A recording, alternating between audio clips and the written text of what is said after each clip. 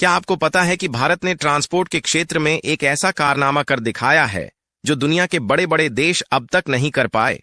भारत ने अब नदी के नीचे भी मेट्रो चला दी और पानी के ऊपर भी, यानी अब मेट्रो सिर्फ जमीन पर ही नहीं बल्कि जल के अंदर भी दौड़ रही है। और जल के ऊपर भी आपको जानकर गर्व होगा कि भारत दुनिया का पहला देश बन चुका है जिसने एक साथ अंडर रिवर मेट्रो और वाटर मेट्रो को पूरी तरह से ऑपरेशनल कर दिया है।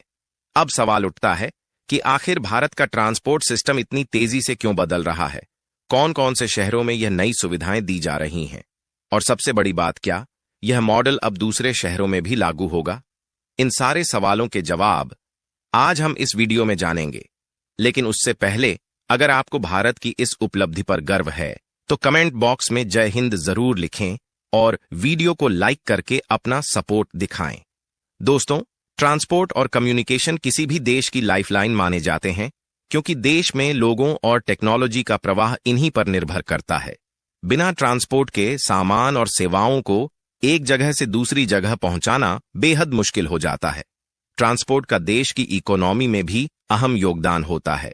1991 में भारत में उदारीकरण के बाद कैपिटल और टेक्नोलॉजी इन्वेस्टमेंट में जबरदस्त उछाल आया, जिससे ट्रांसपोर्ट सिस्टम का भी तेजी से विकास हुआ।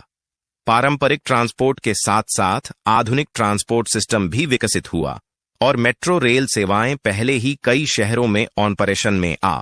दिल्ली एनसीआर के लिए तो मेट्रो लाइफ लाइन बन चुकी है और अब देश के अन्य शहरों में भी इस दिशा में तेजी से काम हो रहा है। इसी कड़ी में हाल ही में कोलकाता मेट्रो ने एक बड़ी उपलब्धि हासिल की जब देश की पहली मेट्रो रेल सुरंग नदी के नीचे पूरी तरह तैयार होगी और अब इस रूट पर मेट्रो सेवाएं शुरू कर दी गई। इसी बीच भारत में पहली बार फ्लोटिंग मेट्रो ट्रेन सेवा भी शुरू होगी।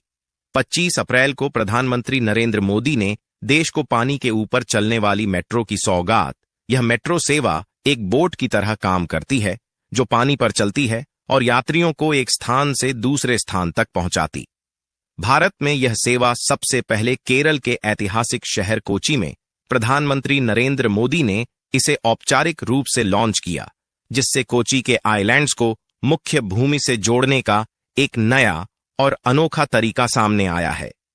यह वाटर मेट्रो पूरी तरह बैटरी से चलने वाली इलेक्ट्रिक हाइब्रिड बोट्स पर आधारित है जो पर्यावरण के अनुकूल है और यात्रियों को तेज, सुरक्षित और आरामदायक यात्रा का अनुभव कराती।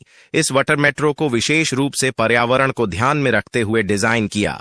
इसमें लिथियम टाइटेनेट ऑक्साइड बैटरी उपयोग किया गया, जिससे यह केवल 15 मिनट में पूरी तरह चार्ज हो सके और एक बार चार्ज होने के बाद 26 से 27 चक्कर लगा सक।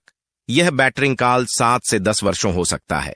इसके अलावा इस मेट्रो में डीजल पावर जनरेटर बैकअप भी उपलब्ध है जो बैटरी सिस्टम की किसी भी विफलता की स्थिति में स्वचालित रूप से अपना ऑपरेशन शुरू कर दे।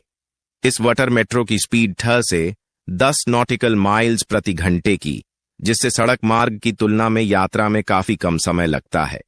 मेट्रो पूरी तरह एयर कंडीशन है और यात्रियों की सुविधा के लिए LIDT चार्जिंग पॉइंट्स और अन्य सुविधाएं भी उपलब्ध कराई गई। इसमें कुल 100 यात्रियों के सफर करने की क्षमता है, जिसमें 50 यात्री बैठ सकते हैं और 50 यात्री खड़े होकर या कर सकते। सुरक्षा को ध्यान में रखते हुए हर सीट के नीचे लाइफ जैकेट भी रखे गए हैं। वाटर मेट्रो कोची के 10 प्रमुख आइलैंड्स को मुख्य भूमि से जोड़ती है, जिससे यात्रियों को बिना किसी ट्रैफिक जाम के अपनी मंजिल तक पहुंचने में आसानी हो रही है। इस प्रोजेक्ट के तहत 78 वाटर मेट्रो और 38 टर्मिनल बनाए गए हैं। पहले चरण में 12 किलोमीटर के 2 रूट बनाए गए हैं और फिलहाल इस सेवा को कोर्ट से विपिन टर्मिनल और विटैला से कक्का नॉट टर्मिनल के बीच शुरू किया गया है। पूरी तरह ऑपरेशनल होने के बाद अब इस मेट्रो में प्रतिदिन लगभग 33,000 लोग सफर कर रहे हैं। कुल मिलाकर यह मेट्रो कुल 76 किलोमीटर की दूरी कवर कर रही है और जरूरत के हिसाब से इसकी संख्या आगे बढ़ाई जाएगी। कोची वाटर मेट्रो परियोजना एक पर्यावरण अनुकूल और आधुनिक शहरी जल परिवहन प्रणाली है। इसके पूर्ण रूप से ऑपरेशनल होने के बाद इसमें इलेक्ट्रिक प्रोपल्शन का उपयोग किया जा रहा है, जिससे ग्रीन हाउस गैस उत्सर्जन में हर साल 16,500 टन की कमी आ रही है। इससे भारत के 2017 तक कार्बन न्यूट्रल बनने के लक्ष्य में भी मदद मिलेगी। इसके अलावा इस मेट्रो को कम आवाज और कम पानी के झटकों के साथ डिजाइन किया गया है, जिससे यह यात्रियों के लिए अधिक आरामदायक बनी हुई है। इस पूरी परियोजना की लागत 137 करोड़ है और इसे केरल सरकार ने जर्मनी की वित्तीय सहायता से शुरू किया था। कोची भारत के सबसे तेजी से विकसित होने वाले शहरों में से एक है और यह पूरा शहर जल परिवहन प्रणाली पर काफी निर्भर करता है।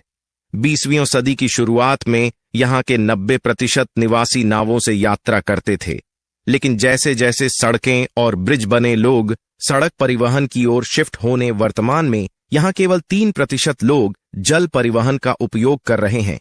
लेकिन अब वाटर मेट्रो इस ट्रेंड को पूरी तरह बदल चुका। वाटर मेट्रो सेवा को Kochi metro bus, terminal taxi और अन्य ट्रांसपोर्ट सिस्टम के साथ जोड़ा गया है, जिससे यात्रियों को सिंगल टिकट नेटवर्क की सुविधा मिल रही।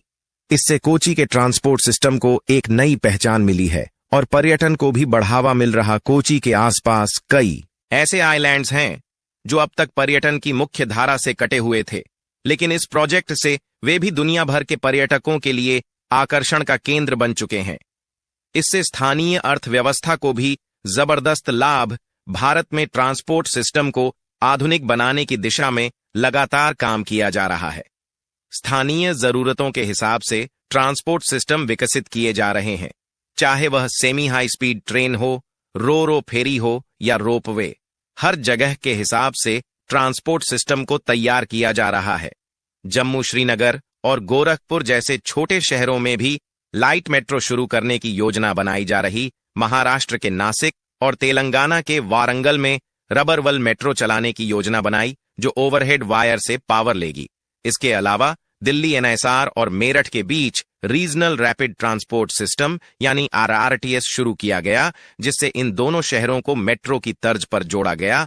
वाटर मेट्रो सेवा भारत के ट्रांसपोर्ट सिस्टम के आधुनिकीकरण की दिशा में बड़ा कदम साबित हो और यह ट्रांसपोर्टेशन के क्षेत्र में एक महत्वपूर्ण बदलाव की ओर संकेत करती। भारत अब पारंपरिक ट्रांसपोर्ट सिस्टम से आगे बढ़कर स्मार्ट और आधुनिक ट्रांसपोर्ट मॉडल की तरफ पूरी तरह बढ़ चुका है और आने वाले समय में ऐसे और भी इनोवेटिव ट्रांसपोर्ट सिस्टम